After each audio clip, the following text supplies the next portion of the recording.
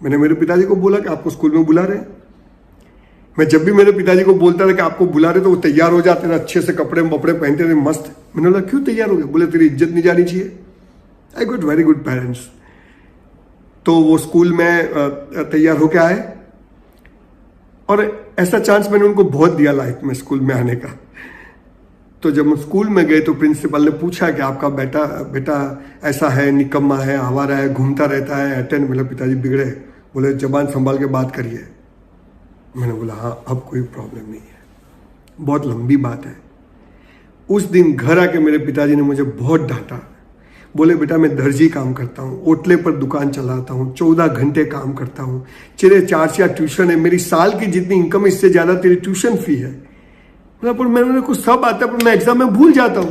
बोले ओके कोई बात नहीं, कोशिश कर। मेरे माँ बाप ये चीज समझ गए थे कि we are trustee of our children, we are not owner of our children.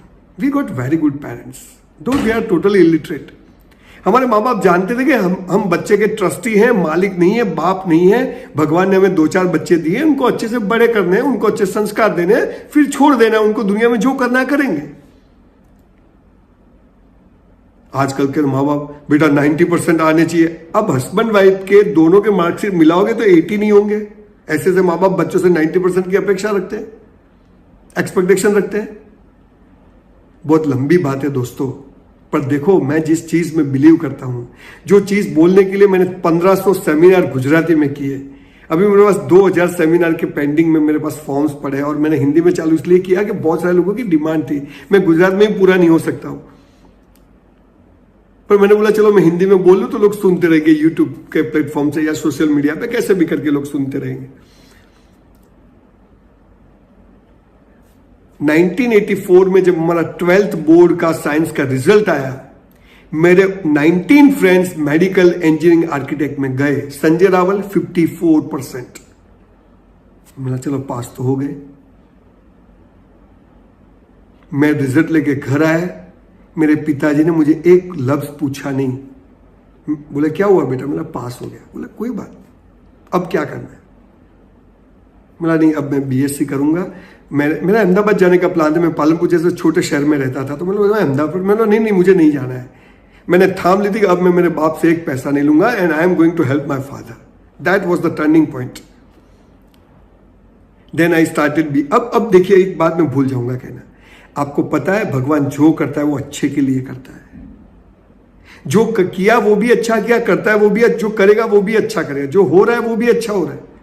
1984 में अगर मेरे 54% नहीं आते बोर्ड एग्जाम में, तो ये 1400-1500 सेमिनार कौन करता गुजरात में? आज आपके सामने बैठ के कौन बात करता?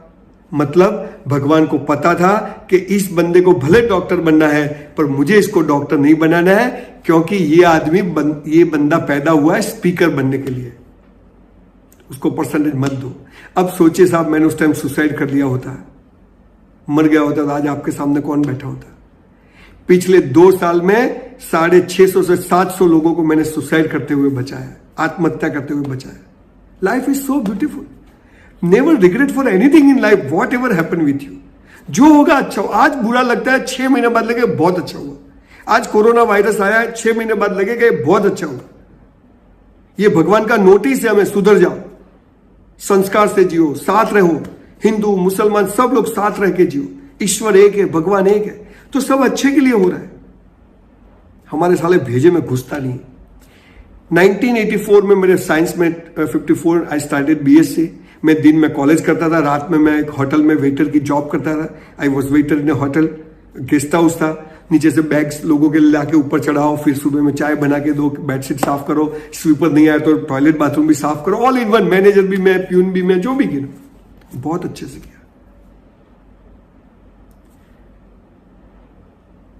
एक्सरसाइज करता था, बुक्स पढ़ता था, जॉब करता था, ट्यूशन करता था और बीएससी करता था। पर मैंने ठान ली थी, मैं कुछ भी हो जाए जॉब नहीं करूंगा, ये पक्का है। कुछ भी पहले से मेरे दिमाग में ये सेट हो गया था भगवान की कृपा से।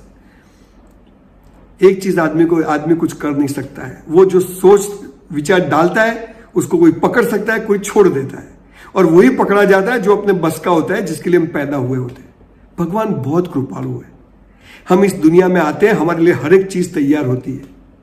आप देखिए, आप शर्ट लेने जाओ, बाजार में 5,000 शर्ट तैयार होते हैं। आप कोटी लेने जाओ, 1,000 कोटी तैयार। स्पेक्स लेने जाओ, 10,000 चश्मे तैयार होते हैं। आपको पॉपकॉर्न खानी है, पॉपकॉर्न की पूरी लारियां खड़ी होती है। सब्जी लेने जाओ, सब्जी तैयार। अब क्या मालूम ये कॉटन कब फार्म से निकला होगा, कब कॉटन का धागा बना होगा, कब शर्ट बन के तैयार शोरूम में मैं गया, yes I want this blue one. See the grace of God. हम पैदा होते हैं, मां के आंचल में दूध तैयार। हम बच्चे से बड़े होते हैं, हमें कुछ चबाना होता है, दांत तैयार। अरे हम मर जाते हैं, श्मशान में लकड़ी भी काट के तैयार। आप देखिए, इस दुनिया में हम ऐसे ही नहीं फेंके गए। पहले हमारी कहीं जगह खाली हुई, फिर हमें इस दुनिया में भेजा गया।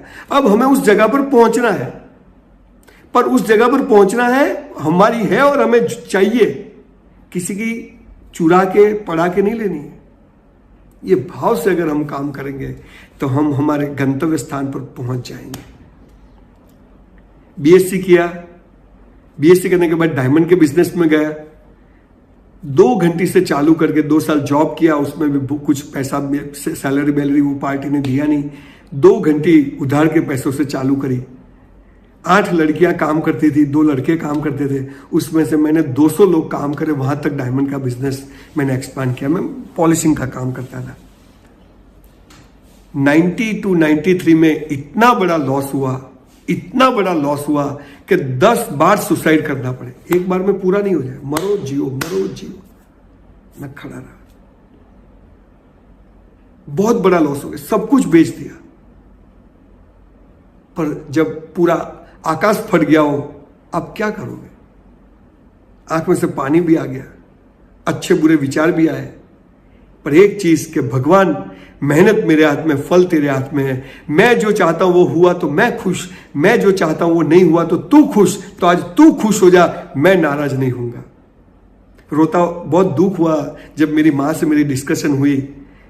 मेरे पिताजी तो मैं शादी से पहले गुजर गए थे 1989 में। तो मेरी मदर, मैं इसलिए मेरे पीछे मेरी माँ का नाम लिखवाता हूँ, संजय मैना बहन रावल। तो मेरी माँ बोले क्या हुआ? मतलब बहुत बड़ा लॉस हो गया है। बोले रोता क्यों है? बोले बेटा, जब अपने घर में 1 करोड़ का लॉस होता है ना बेटा, तभी भगवान किसी के घर में 1 करोड़ का फायदा करता है। उसमें भी खुश रहो। आप देखिए साहब, साली कौन सी MBA स्कूल में, कौन सी IIM में, कौन सी मेडिकल कॉलेज में साला ये सिखाया जाता है? एक अनपढ़ औरत एक संजय रावल पैदा कर सकती है। मैं कंस्ट्रक्शन के बिजनेस में आया साहब। यहां एक बात बता दूं, पैसों से इज्जत होती नहीं है, पैसों से वहम होता है। आप 100 बार टाइम सर पैसा दोगे ना तो बोले पार्टी सही है, 1 बार लेट हो गया पार्टी गई। ये इज्जत होती? इज्जत क्या होती है? इतना लॉस किया तो भी दोस्तों ने, रिश्तेदारों ने मुझे पैसा दिया, कम इंटरेस्ट पर पैसा दिया। मैं कंस्ट्रक्शन के बिजनेस में आया। अब मैं साइंस का स्टूडेंट, 5 साल मैंने डायमंड बिजनेस किया, लॉस करके मैं आया कंस्ट्रक्शन में। देखो भगवान कहां से कहां ले जाता है। पर भगवान जहां ले गया मैं गया, उसकी इज्जत करी, काम से प्यार किया। हर एक काम उसकी मर्जी से होता है, ये भाव रखा। कभी फरियाद नहीं करी, कभी भगवान से मन्नत नहीं मांगी, कभी भगवान को चैलेंज नहीं किया कि तू ऐसा करेगा तो मैं ऐसा करूंगा। नहीं चैलेंज किया भगवान को।